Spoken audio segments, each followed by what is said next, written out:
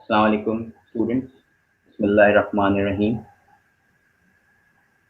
खैरियत से होंगे उम्मीद है आप लोग, और लेक्चर्स बाकायदगी से रिसीव कर रहे होंगे, उसको पढ़ रहे होंगे, उसको अंडरस्टैंड कर रहे होंगे। असाइनमेंट्स जो आपको फॉरवर्ड किए गए हैं उसको यकीन कंप्लीट कर रहे होंगे और टाइमली उसको डिलीवर करने की कोशिश कर रहे होंगे। ठीक है जी। तो ये आपसे रिक्वेस्ट है, आपने देखा कि आपको असाइनमेंट नंबर 1 प्रोवाइड किया जा चुका है और असाइनमेंट नंबर 2 भी आप तक पहुंच गया है, तो प्लीज़ उसको कंप्लीट कीजिए। मेरे टॉपिक के हवाले से, मेरे कोर्स के हवाले से जो असाइनमेंट्स आपको फॉरवर्ड किए गए हैं, तो उसको बड़ा सिंपल से रखिएगा, क्योंकि बड़े सिंपल से क्वेश्चन हैं और फिर क्वेश्चन भी मैंने इसी तरीके के उसमें शामिल किए हैं कि मोस्टली पेपर के अंदर ऑन एंड ऑफ एक्सपीरियंस किए गए हैं। ठीक है।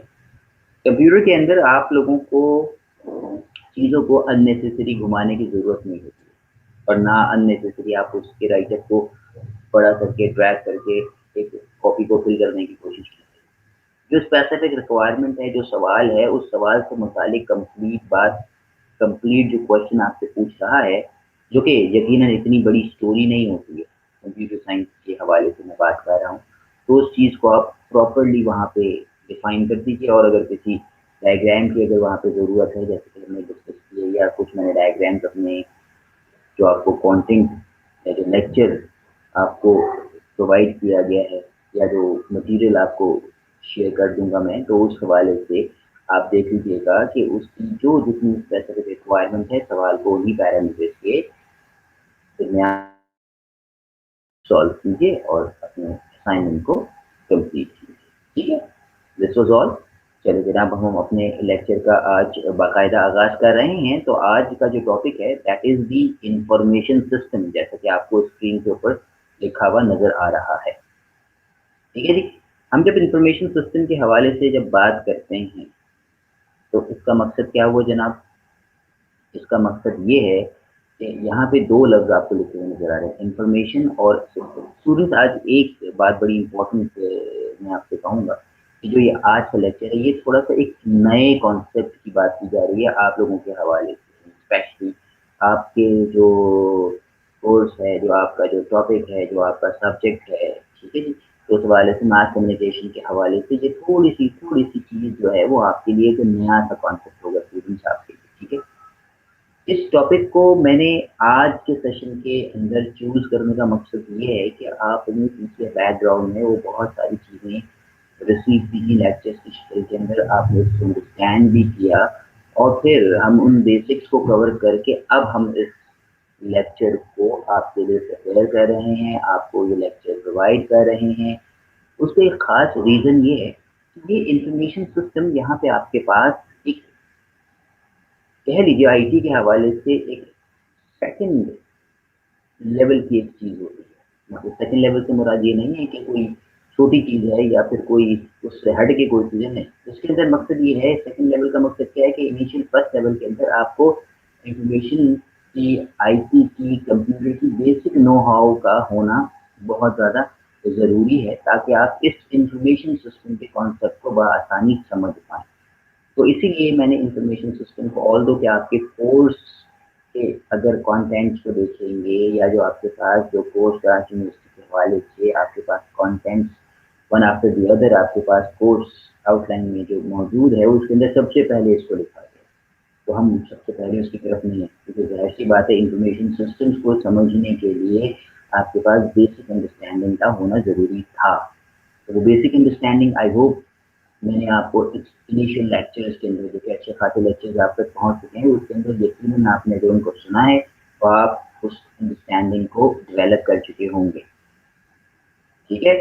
तो इस इंफॉर्मेशन सिस्टम वाले टॉपिक को समझने के लिए प्लीज वो प्रीवियस लेक्चर्स को समझ जाना, प्रीवियस लेक्चर्स के थ्रू से गुजर जाना, असाइनमेंट्स को कंप्लीट कर लेना आपको हेल्प आउट करेगा आज के लेक्चर को समझने के लिए। बड़े गौर से सुनिएगा, बड़ी कुछ कॉन्सेप्चुअल सी बातें यहाँ पे हैं, मुश्किल नहीं है, कॉन्सेप्चुअल। ठीक है। तो एक एक लफ्ज पे गौर करते हुए चलिएगा। कोशिश मेरी रहेगी कि मैं इसको बड़े ही सिंपल अंदाज में, बड़े ही ईजीएस्ट वे के अंदर आपको ये चीज़ें बेहतर तरीके से समझा पाऊँ। ठीक है जी। तो जनाब हम स्टार्ट करते हैं। जैसे कि मैंने अभी आपसे प्रीवियसली कहा था, दो लफ्ज आपको स्क्रीन के ऊपर हेडिंग के अंदर नजर आ रहे हैं, that is the information and the system. ठीक है, तो basic introduction to information systems के हवाले से जब हम इंफॉर्मेशन सिस्टम को अंडरस्टैंड या समझने की बात करते हैं, तो first most important thing is कि यहाँ पे इन दो लफ्जों को समझा जाए। Number one is the information and the other one is the system, और फिर इन दोनों को कलेक्टिवली ज्वाइन करके समझा जाए, तो हमारे पास ऑल टुगेदर तीन टास्क बन जाते हैं। तो पहले हमें इंफॉर्मेशन को समझना, फिर हमें सिस्टम को समझना, और फिर हमने इन दोनों को मिला करके जो इंफॉर्मेशन सिस्टम होता है उसके कॉन्सेप्ट को समझना। इंफॉर्मेशन की अगर मैं बात करता हूं तो इंफॉर्मेशन क्या चीज है? इंफॉर्मेशन को अगर मैं एक सिंपलेस्ट फॉर्म में ये बोलूं कि ये एक लैटिन वर्ड इन्फॉर्मा से ड्राइव किया गया, इन्फॉर्मा। ठीक है, लैटिन वर्ड से वर्ड इंफॉर्मेशन जो है वो निकला है या डिराइव किया गया है। सिर्फ फिलहाल फिलहाल सिर्फ इस चीज को अपने जहनों में रखिएगा। इस चीज को मैं थोड़ा सा और नीचे इस दो डेफिनेशन के बाद जो है इंफॉर्मेशन को मैं एक्सक्लूसिवली समझा रहा हूँ आपके पास। ठीक है जी, अब आते हैं जनाब हम अपनी टर्म सिस्टम की तरफ। सिस्टम क्या चीज होती है? इंफॉर्मेशन को मैंने अभी सिर्फ आपको एक ब्रीफ सा एक लफ्ज के हवाले से बताया कि वर्ड इंफॉर्मेशन डिराइव कैसे हुआ या कहाँ से डिराइव किया गया है। इंफॉर्मेशन बेसिकली क्या है, तो अभी हम उसको इस सिस्टम की डेफिनेशन के बाद हम फिर इंफॉर्मेशन की तरफ दोबारा आएंगे, ताकि वो एक कनेक्शन सा डेवलप रहे, आपको किसी भी किस्म की अंडरस्टैंडिंग में प्रॉब्लम ना हो। सिस्टम की जब हम बात करते हैं तो स्टूडेंट्स प्लीज काइंडली फोकस होकर के सुनिएगा। System means collection or combination of components. This is the very easiest and the simplest definition of a system. A collection or combination of components. Components कौन से? वो तमाम चीजें जो किसी भी चीज का एक हिस्सा हो सकती हैं, वो किसी भी सिस्टम के components कहलाते हैं। और उन components का इंटर रिलेटेड होना सिस्टम की तश्कील, सिस्टम के बनने की तरफ अपने स्टेप्स को फॉरवर्ड करना होता है। क्या मैंने कहा? System is a set of और a collection of interrelated components. अब इस इंटर रिलेटेड कंपोनेंट को हम किस तरीके से समझ सकते हैं? इंटर रिलेटेड कंपोनेंट से हमारी मुराद ये है जनाब कि कभी भी हम अगर सिस्टम को अंडरस्टैंड करने की बात करते हैं, चाहे कोई सा भी सिस्टम आप अपने इर्द गिर्द दाएं बाएं, ये सबसे अच्छी example itself the human anatomy, human body की अगर आप एग्जांपल लेते हैं तो हमारी बॉडी भी डिफरेंट सिस्टम्स का कॉम्बिनेशन है। एक सिस्टम का कॉम्बिनेशन नहीं है, बल्कि डिफरेंट सिस्टम्स का कॉम्बिनेशन है। लाइक फॉर से कि हमारे पास नर्वस सिस्टम भी है, हमारे पास डाइजेस्टिव सिस्टम भी है, हमारे पास सर्कुलेटरी सिस्टम भी है, एंड सो ऑन। देखो यहाँ पे बायोलॉजी नहीं पढ़ा है, लेकिन मैंने चंद कॉमनली अंडरस्टैंड किए जाने वाले सिस्टम्स का नाम आपके सामने दिया। और हमने अगर अपने एक ह्यूमन बॉडी को देखा तो हमने ये कहा कि एक हमारी जो ह्यूमन, एक इंसान की जो बॉडी होती है, दरअसल वो अपने अंदर भी बहुत सारे सिस्टम्स लिए हुए होते हैं। अब अगर हम किसी भी सिस्टम को इस हवाले से समझने के लेवल पे जाकर के किसी भी सिस्टम को अपनी बॉडी से पिक करते हैं, लाइक फॉर से अगर मैं अपने किसी भी एक रेस्पिरेटरी सिस्टम की ही बात करता हूँ, तो रेस्पिरेटरी सिस्टम से भी हमारे पास कुछ इंटर रिलेटेड कंपोनेंट्स हमारे सामने आएंगे। डाइजेस्टिव सिस्टम की बात करता हूँ तो फिर उसके कुछ इंटर रिलेटेड कंपोनेंट्स हमारे सामने आएंगे। सर्कुलेटरी सिस्टम की बात करता हूँ तो फिर इंटर रिलेटेड कंपोनेंट्स हमारे सामने आएंगे। ये इंटर रिलेटेड कंपोनेंट्स है क्या? ये इंटर रिलेटेड कंपोनेंट्स वो कंपोनेंट्स हैं जो मिल करके एक दूसरे के साथ लिंक्ड अप होकर, इंटीग्रेट होकर के एक खास सिस्टम बना रहे हैं, और वो सिस्टम पर्टिकुलरली जो बना है वो सिस्टम वही टास्क, वही एक्टिविटी करने में अपनी सारी की सारी रिस्पॉन्सिबिलिटीज, एनर्जीज, या कह लीजिए वो सिस्टम सिर्फ वही काम करने में मशगूल है। This is the system. मिसाल के तौर पे अगर मैं एक रेस्पिरेटरी सिस्टम की जो भी एग्जांपल आपसे दे रहा था, डोंट मेक इट, मैंने कहा कि मैं सिंपल एग्जांपल देने लायक दे रहा हूँ, फिर हम इसकी टेक्निकल एग्जांपल की तरफ भी आएंगे। कि जनाब जैसे कि अभी मैंने कहा कि सिस्टम, अगर हम रेस्पिरेटरी सिस्टम की बात करते हैं तो देखिए हमारे पास नोज इस टाइप कंपोनेंट होगी, हमारे पास ये जो गले की जो नाली जिसको ट्रैकिया कहते हैं ये एक कंपोनेंट होगा, लंग्स जो है हमारे वो इस सिस्टम के कंपोनेंट के, इस रेस्पिरेटरी सिस्टम के कंपोनेंट के हवाले से एक कंपोनेंट सामने हमारे आएगा। हार्ट इस सिस्टम का कंपोनेंट नहीं होगा, स्टमक इस रेस्पिरेटरी सिस्टम का कंपोनेंट नहीं होगा, ब्रेन इस रेस्पिरेटरी सिस्टम का कंपोनेंट नहीं होगा। क्यों? क्योंकि वो ये अलग किसी सिस्टम है और उस अलग सिस्टम के वो कंपोनेंट्स बनेंगे। अब आई होप आप कंपोनेंट वाले कॉन्सेप्ट को अंडरस्टैंड कर पाएंगे।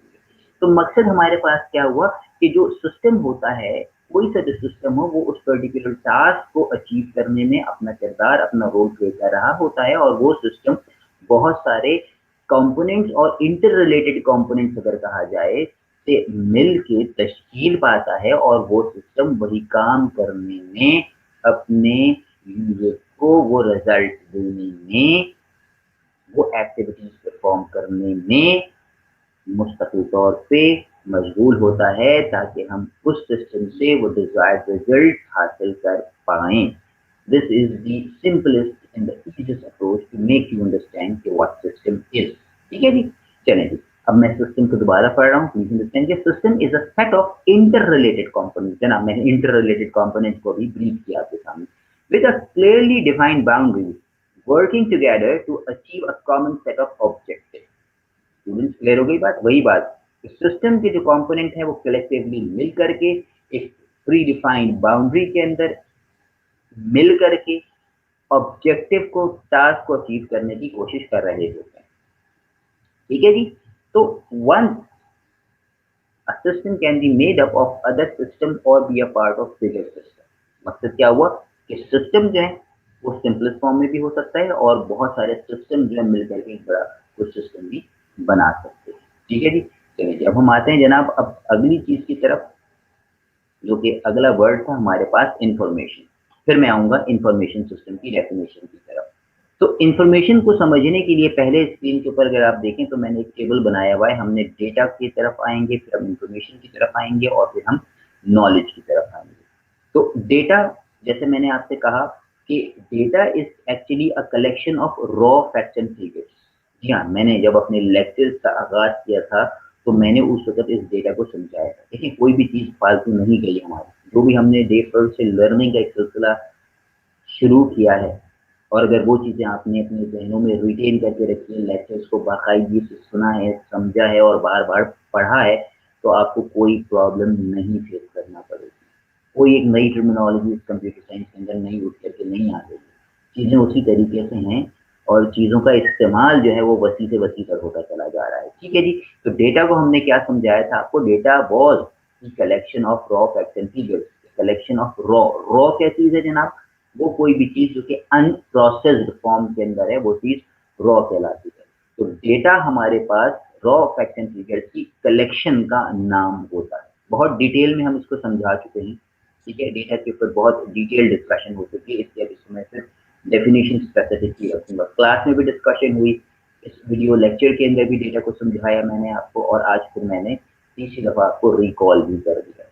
अब हम डेटा से जब आगे चलते हैं तो बात आती है इंफॉर्मेशन। इंफॉर्मेशन की क्या डेफिनेशन है मैंने बताई आपको, ये भी फिर उसी सिलसिले के अंदर है कि आज ये दूसरी तीसरी दफा वर्ड इंफॉर्मेशन आपके सामने वर्ड आया है, क्योंकि हमने आज इंफॉर्मेशन सिस्टम को समझना है। सिस्टम को अभी हमने अंडरस्टैंड किया, और अब हम इंफॉर्मेशन को समझेंगे, और फिर हम जाकर के इंफॉर्मेशन सिस्टम दोनों लफ्ज को कंबाइन करके समझेंगे। तो सिस्टम से, इंफॉर्मेशन से क्या मुराद हुई हमारी?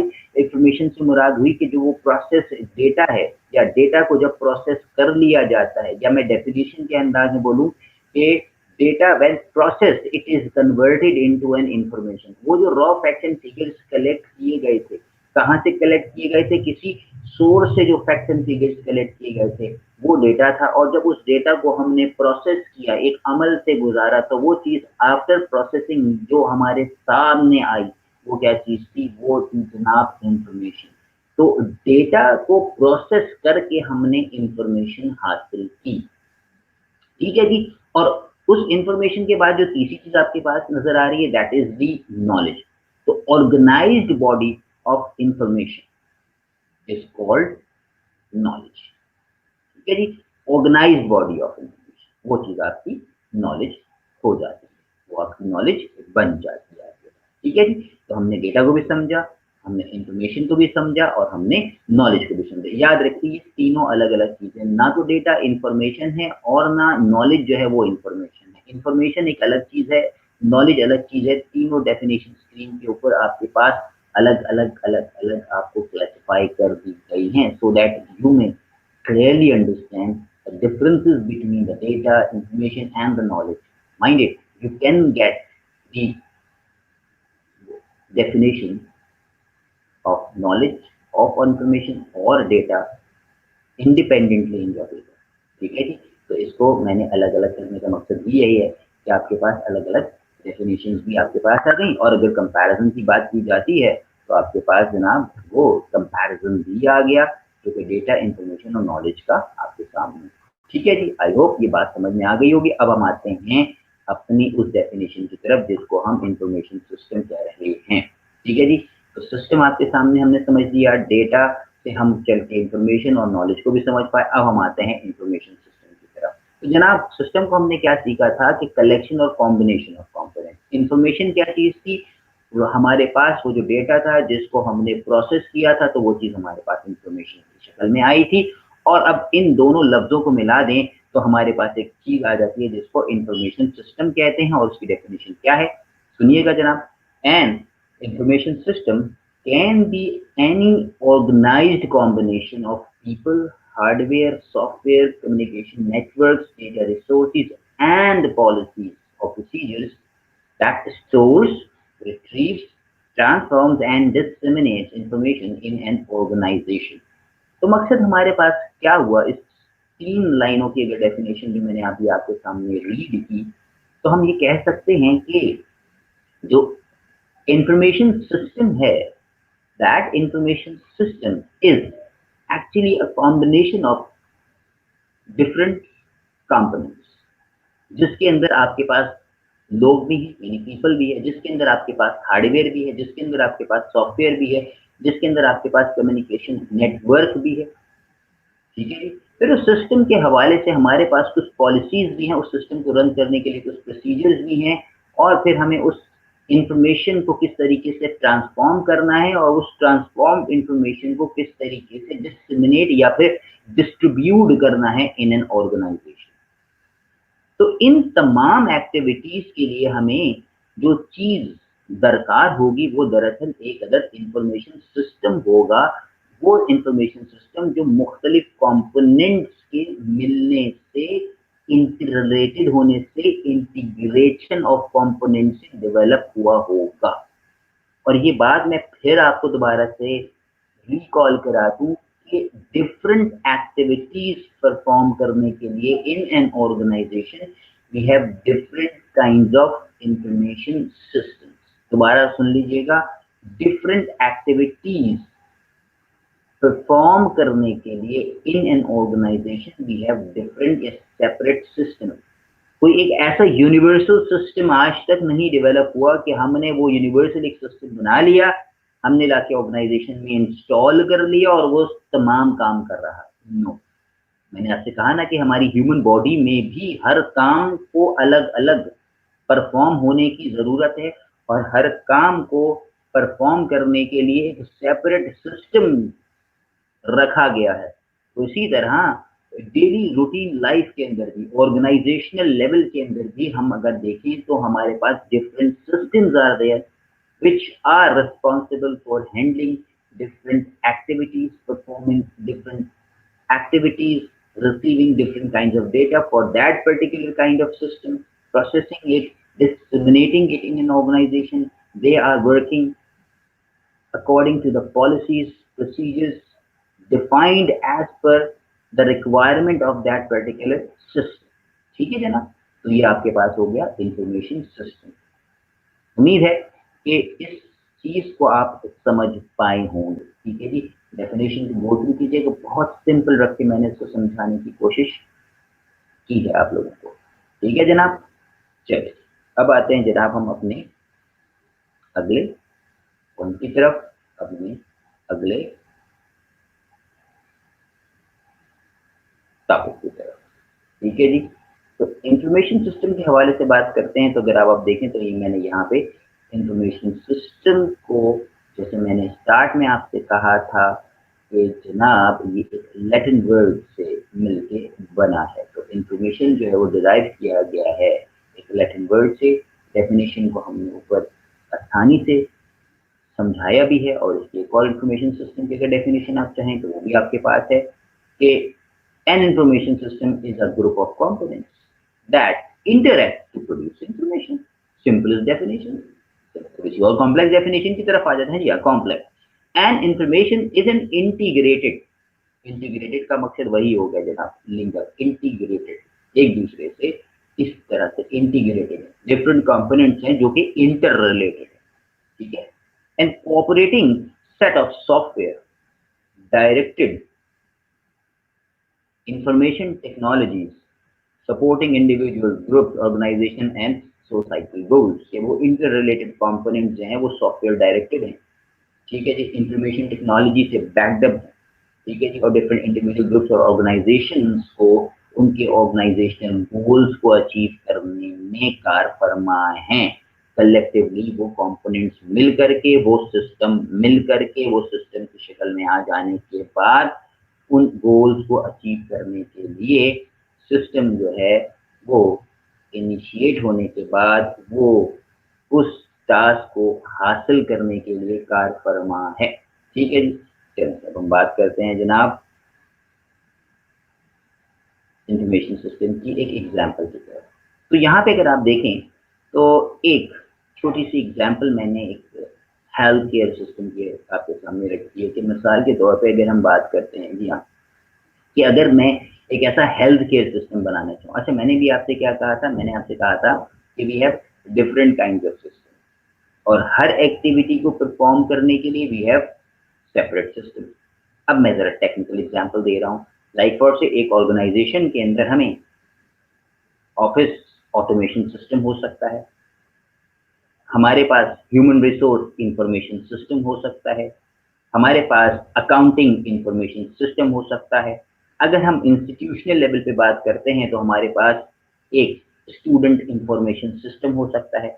वहाँ पे हमारे पास अगर फी को मैनेज करना है तो वहाँ पे हमारे पास अकाउंटिंग इंफॉर्मेशन सिस्टम हो सकता है। अगर वहाँ पे स्टूडेंट्स के हवाले से लेक्चर्स को मैनेज करना है तो हमारे पास स्टूडेंट मैनेजमेंट सिस्टम हो सकता है, ठीक है जी। और अगर हमने एडमिशन की कॉल आने से लेकर के उस स्टूडेंट के एडमिशन को कंफर्म करने तक सारी चीज़ों को एक प्रोसेस, एक सिस्टम में लाने की बात करनी है, तो जैसे मैंने एग्जांपल दिया वो स्टूडेंट इंफॉर्मेशन SIS हो सकता है। तो मकसद हमने क्या सीखा कि जनाब हर ऑर्गेनाइजेशन के अंदर, जैसे कि मैं बार बार आपको ये समझाने की कोशिश कर रहा हूँ कि वैरायटी ऑफ टास्क हैं, और उन वैरायटीज ऑफ टास्क को अकम्प्लिश करने के लिए, वैरायटीज ऑफ टास्क को उन ऑर्गेनाइजेशन के हवाले से गोल्स को अचीव करने के लिए we have different kind of systems. कोई एक ऐसा सिस्टम नहीं बनाया कि जो तमाम सिस्टम्स का एक मजमुआ हो, कलेक्टिवली कोई यूनिवर्सल सिस्टम हमारे पास मिल गया हो, नहीं, ठीक है जनाब। तो आई होप इस एग्जाम्पल से आपको एक जनरल सी सिस्टम इंफॉर्मेशन सिस्टम के हवाले से, जी हाँ, सिस्टम और इंफॉर्मेशन सिस्टम के हवाले से अंडरस्टैंडिंग डेवलप हो गई होगी। एग्जाम्पल को देखते हैं मिसाल के तौर पे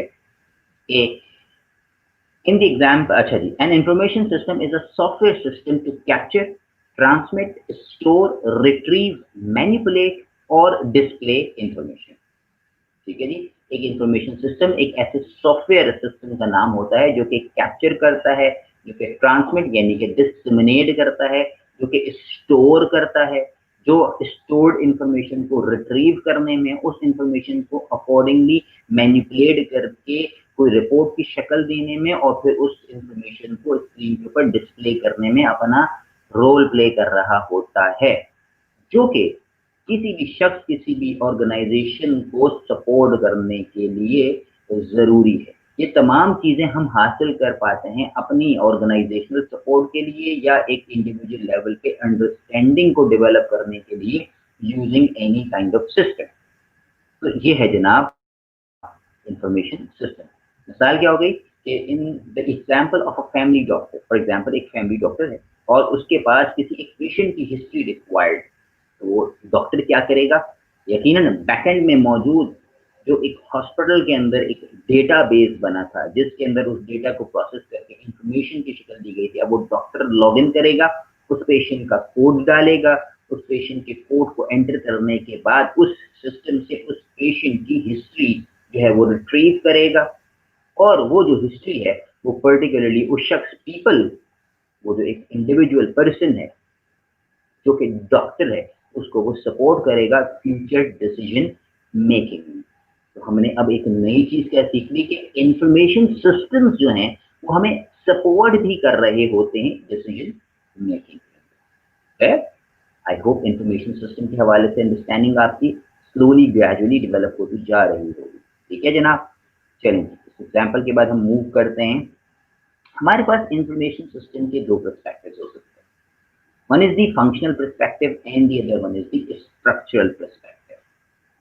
ठीक है, तो इंफॉर्मेशन सिस्टम के फंक्शनल पर्सपेक्टिव की अगर हम बात करते हैं तो what is the functional perspective. Information system is a technologically implemented medium for the purpose of recording, storing and disseminating the information। बहुत सिंपल मैंने रखा है, ठीक है जी।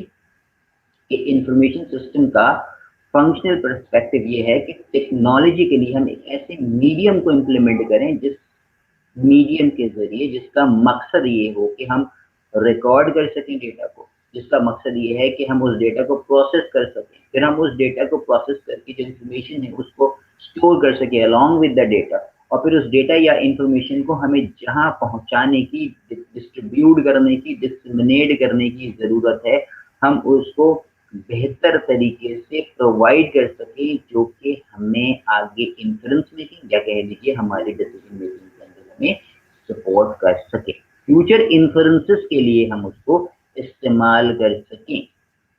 ये था हमारे पास functional perspective of the information system. अब इसका स्ट्रक्चरल पर्सपेक्टिव क्या है कि an information system consist of a collection of people, processes, data, models, technology, and partially the formalized language, which serves some organizational purpose or function।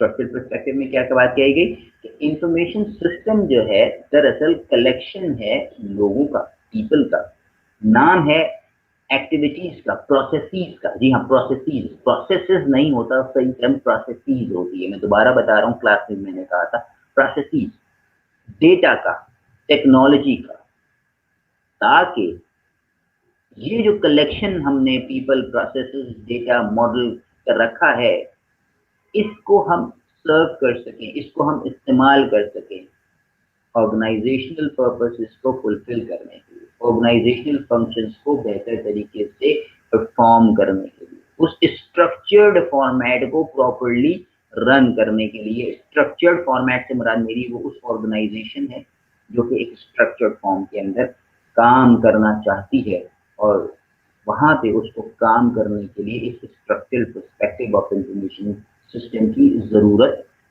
होती है।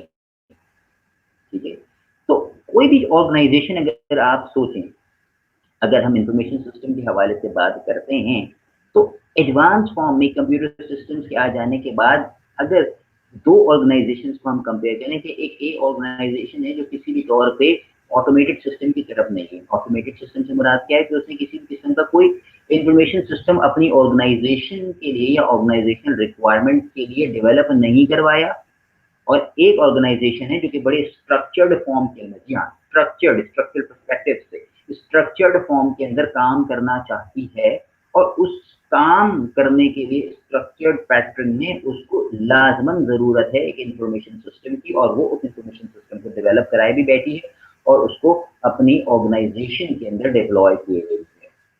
तो आप ये मुझे बताइए, बेहतर डिसीजन मेकिंग कहाँ होगी? एक ऑर्गेनाइजेशन जो कि मैनुअल, खातेदारी, रजिस्टर वाले पैटर्न पे चल रही है, या फिर एक ऑर्गेनाइजेशन जो कि आपके पास एक स्ट्रक्चर्ड फॉर्म के अंदर एक इंफॉर्मेशन सिस्टम को प्रॉपरली डिप्लॉय करके रिपोर्ट्स अपनी मर्जी की जनरेट करता है। आई होप आप समझ गए होंगे। आपके सवाल, मेरे सवाल का जो जवाब आपके जहनों में आया होगा वो डेफिनेटली यही होगा कि वो ऑर्गेनाइजेशन जो कि इंफॉर्मेशन सिस्टम को डिप्लॉय किए हुए है, जिसने इंफॉर्मेशन सिस्टम डेवलप करवाया हुआ है, वो अपनी ऑर्गेनाइजेशनल नीड्स को यूजिंग दैट पर्टिकुलर सिस्टम, चाहे वो किसी भी तरह की उसको रिपोर्टिंग की जरूरत है, वो एक सिंगल क्लिक के ऊपर वो रिपोर्ट निकालेगी, वो हासिल करेगी। रिपोर्ट अपनी मर्जी के मुताबिक कस्टमाइज कर सकती है और उस रिपोर्ट के इस्तेमाल से फ्यूचर इन्फ्रेंसेस जनरेट कर सकती है, या फिर आपके पास डिसीजन मेकिंग के अंदर वो रिपोर्ट उसको काम आ सकती है। क्लियर होगी बात आपके पास? तो ये तो जनाब इसके फंक्शनल और स्ट्रक्चर पर्सपेक्टिव। जनाब हम आगे मूव करते हैं और अब हम आते हैं जनाब कुछ कंपोनेंट्स ऑफ इंफॉर्मेशन सिस्टम के हवाले से। इसके ऊपर मैं इतना टाइम नहीं लगाऊंगा। इंफॉर्मेशन सिस्टम के ऊपर एक जो एक एक्सक्लूसिव लेक्चर था वो मैं कंडक्ट कर चुका हूँ, कोई हटके चीज नहीं है। हार्डवेयर को भी हम डिफाइन कर चुके हैं, सॉफ्टवेयर को भी डिफाइन कर चुके हैं। अगर कोई चीज़ आपको प्रॉब्लम लगती है तो मेरे उस लेक्चर को, वीडियो लेक्चर जो मैंने आप लोगों के लिए डेवलप किया था स्टूडेंट्स, उसको सुन लीजिए। वहाँ पे मैंने हार्डवेयर को, सॉफ्टवेयर को, डेटा, प्रोसीजर, पीपल को बहुत अच्छे से अंडरस्टैंड किया हुआ है। सिर्फ एक चीज़ जो यहाँ पे मैंने एक्स्ट्रा ऐड की है, दैट इज दी नेटवर्क। और नेटवर्क को भी अगर अब आप देखें तो हम इससे पहले वाले चंद लेक्चर से पीछे जाते हैं, 2-3 लेक्चर पीछे जाते हैं, तो वहाँ पे हमने नेटवर्क एंड डेटा कम्युनिकेशन को भी कंप्लीटली अंडरस्टैंड किया है, डिटेल में अंडरस्टैंड किया है। लेकिन फिर भी आपकी अंडरस्टैंडिंग के लिए मैं फिर नेटवर्क को आपके लिए रिकॉल कर देता हूँ। नेटवर्क को मैंने क्या सिखाया था? Collection and combination of, collection और कॉम्बिनेशन ऑफ आपके पास मोर देन वन सिस्टम। कहने का मकसद क्या हुआ? एक या एक से ज्यादा सिस्टम को जब एक साथ कनेक्ट किया जाए using any media for the purpose of communication, तो वो चीज आपके पास नेटवर्क फिश कर इंफॉर्मेशन सिस्टम के अंदर इसकी अहमियत क्या है? ऐसी बात है जनाब, आपके पास मुख्तलिफ टर्मिनल्स मौजूद होंगे, उन टर्मिनल से डेटा इनपुट किया जा रहा होगा, उन टर्मिनल से डेटा एक जगह पे आकर के सेंट्रलाइज सर्वर में रखा जा रहा होगा। उस सेंट्रलाइज सर्वर से हर मैनेजर, रिस्पेक्टिव मैनेजर, जिसको उस इंफॉर्मेशन की रिट्रीवल की जरूरत होगी, वो उस सर्वर को एक्सेस कर रहा होगा और वहां से वो अपनी मर्जी की रिपोर्ट, अगर उसने ऑर्गेनाइजेशन में इंफॉर्मेशन सिस्टम को डिप्लॉय किया हुआ होगा तो वो रिपोर्ट को हासिल कर रहा होगा। यानी कि मैंने जो भी एग्जांपल आपको कोट की कि the organisation which have a particular information system deployed in its environment. ठीक है जनाब, तो यहाँ पे आपके पास इंफॉर्मेशन सिस्टम की अब अहमियत समझ में आना शुरू हो जाती है। अब वहां पे हमें रिपोर्ट बनाने की जरूरत नहीं है, हम एक बटन दबाएंगे, हमारे पास डेटा स्क्रीन के ऊपर भी आ गया। हमें वो रिपोर्ट चाहिए, हमने बटन दबाया, हमारे पास वो हमारी रिपोर्ट जो है वो स्पेसिफिकली हार्ड कॉपी की सूरत में भी कस्टमाइज फॉर्म में हमारे पास आ जाती है। ठीक है जी, चलिए जी हम कुछ आते हैं सिस्टम के कुछ फीचर्स की तरफ। अगर हम देखें तो सिस्टम के कुछ फीचर्स हमारे पास सामने नजर आ रहे हैं, which is the objective number 1, दूसरा स्टैंडर्ड, तीसरा एनवायरनमेंट, चौथा फीडबैक, पांचवा बाउंड्री और छठा इंटरफेसेस। तो कुछ फीचर्स ऑफ इंफॉर्मेशन सिस्टम क्या हो सकते हैं जनाब? ऑब्जेक्टिव। ऑब्जेक्टिव क्या है जनाब? Every system has a predefined goal और objective toward which it work. ठीक है जी, तो मकसद क्या है कि जब इंफॉर्मेशन सिस्टम को डेवलप किया जाता है तो कुछ उसके सेलिएंट फीचर्स होते हैं कि आप इंफॉर्मेशन सिस्टम क्यों बना रहे हैं, मकसद क्या है। ठीक है, तो इंफॉर्मेशन सिस्टम बनाने का, डेवलप करने का मकसद ही यही है कि हम एक प्री डिफाइंड गोल, जी हाँ प्री डिफाइंड एक टास्क था जो कि हम पहले अचीव नहीं कर पा रहे थे, एक प्री डिफाइंड गोल हमने बनाया और उस प्री डिफाइंड गोल को जो हमने सेट किया उसको अचीव करने के लिए हम एक सिस्टम डेवलपमेंट की तरफ गए। तो फीचर क्या हुआ आपके पास, उसका बेसिक ऑब्जेक्टिव क्या हुआ सिस्टम को डेवलप करने का, हम अपनी प्री डिफाइंड गोल को बआसानी हासिल कर सकें, अपने काम, अपने टास्क को बेहतर तरीके से कंप्लीट कर सकें, अकम्प्लिश कर सकें। ठीक है जनाब। अच्छा, जैसे कि ऑर्गेनाइजेशन का गोल क्या होता है? फॉर एग्जांपल कि an organisation would have an objective of earning maximum possible revenue. ऐसी बात है, हर ऑर्गेनाइजेशन चाहेगी कि वो पॉसिबल मैक्सिमम रेवेन्यू जनरेट करे। वो कैसे कर पाएगी? वो बार बार रजिस्टर्स में नहीं जाएगी, एक इंफॉर्मेशन सिस्टम डिजाइन करेगी, उस इंफॉर्मेशन सिस्टम के अंदर उस ऑब्जेक्टिव को क्लियरली डिफाइन करेगी कि जनाब मैक्सिमाइजेशन ऑफ प्रॉफिट जो है वो मेरा टास्क है और वो मैं कैसे कर सकता हूँ। वहां पे डिफरेंट डेटा उस सिस्टम का हिस्सा होगा, कंपोनेंट्स मिल करके वो एक डिसीजन मेकिंग के अंदर एक रिपोर्ट, एक इन्फ्रेंस जनरेट कर पाएंगे और वो सिस्टम उस ऑब्जेक्टिव को अचीव करने में कारफरमा होगा। स्टैंडर्ड सिस्टम जब हम बनाते हैं तो डेफिनेटली जब सिस्टम बनाया जाता है तो कुछ स्टैंडर्ड सेट किए जाते हैं, स्टैंडर्ड सेट किए जाते हैं और फिर उन स्टैंडर्ड्स को मीट किया जाता है। स्टैंडर्ड सिस्टम नहीं बनाता, दोबारा याद रखिएगा, सिस्टम स्टैंडर्ड नहीं बनाता, पहले हम स्टैंडर्ड्स बनाते हैं और फिर उन स्टैंडर्ड्स को अचीव करने की बात करते हैं।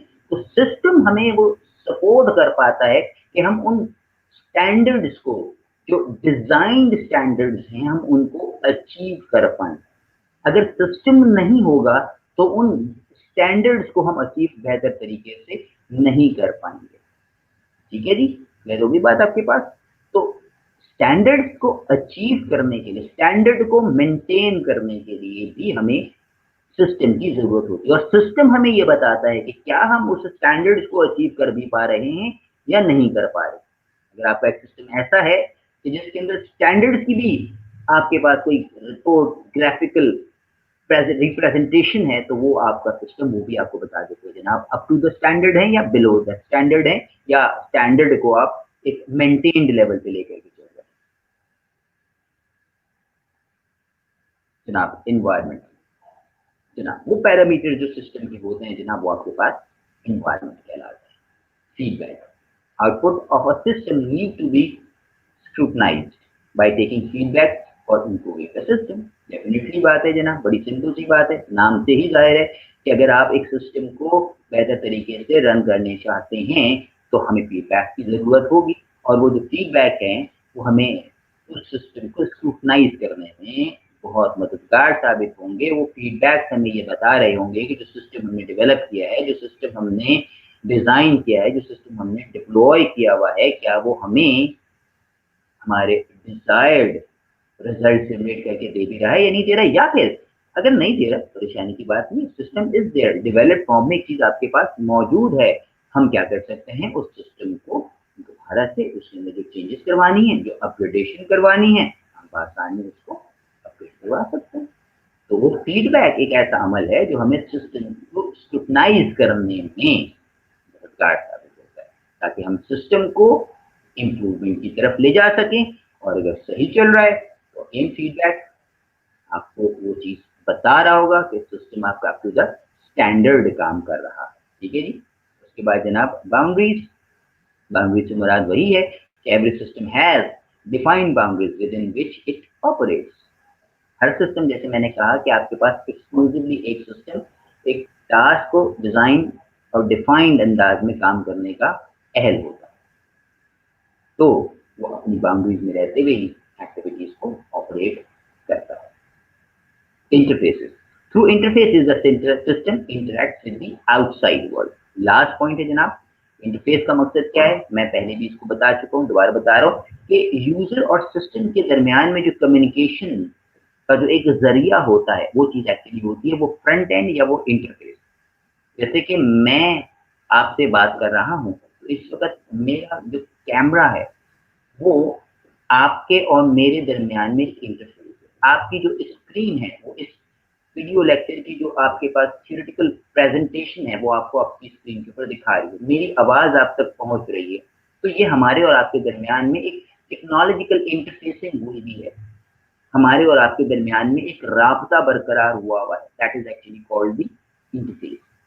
एक ही मशीन की एग्जांपल लेते हैं तो वो जो स्क्रीन है जिसके ऊपर आप पिन कोड एंटर कर रहे होते हैं, तो स्क्रीन के ऊपर, टच स्क्रीन के ऊपर, तो वो एक इंटरफेस होती है जहाँ पे आपकी जो सिलेक्शंस होती हैं, जो आपकी जो क्लिकिंग होती है, जो आपका जो सिलेक्ट, ओके, कैंसिल का जो बटन आप स्क्रीन के ऊपर सिलेक्ट कर रहे होते हैं, वो आपकी जो इंफॉर्मेशन है वो आपके सिस्टम तक पहुंचा रहा होता है, सिस्टम अकॉर्डिंगली उसको रिस्पॉन्ड कर रहा होता है, फिर आपको रिजल्ट दे रहा होता है। तो वो स्क्रीन आपके और सिस्टम के दरमियान में इंटरफेसिंग का काम कर रही थी, वो इंटरमीडिएट रोल प्ले कर रही होती। तो आई होप इंटरफेसेस आप समझ गए होंगे, मैं दोबारा बोल देता हूँ।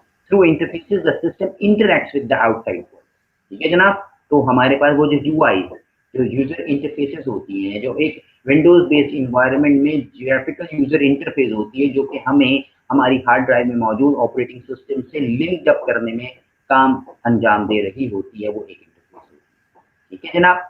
तो this was all for today's lecture.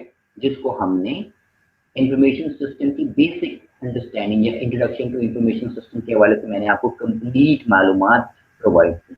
Next lecture जो है वो इसी का कंटिन्यूटी का इसका अगला हिस्सा होगा, जिसके अंदर हम evolution of system information systems की बात करेंगे, डिफरेंट सिस्टम्स की बात करेंगे एवोल्यूशन ऑफ सिस्टम्स के हवाले से। ठीक है जनाब, तो प्लीज याद रखिएगा एवोल्यूशन ऑफ सिस्टम को इंशाल्लाह हम नेक्स्ट लेक्चर के अंदर बताएंगे कि किस किस तरीके से वो काम हुआ। आपसे फिर अपकमिंग लेक्चर के अंदर इस लेक्चर के अगले पार्ट की तरफ एवोल्यूशन ऑफ इंफॉर्मेशन सिस्टम, आपका कंटेंट जो आपके कोर्स आउटलाइन के लिए डिफाइन किया गया उसके मुताबिक आपसे दोबारा इंशाल्लाह मुलाकात होगी। अपना बहुत ख्याल रखिएगा। अल्लाह हाफ़िज़।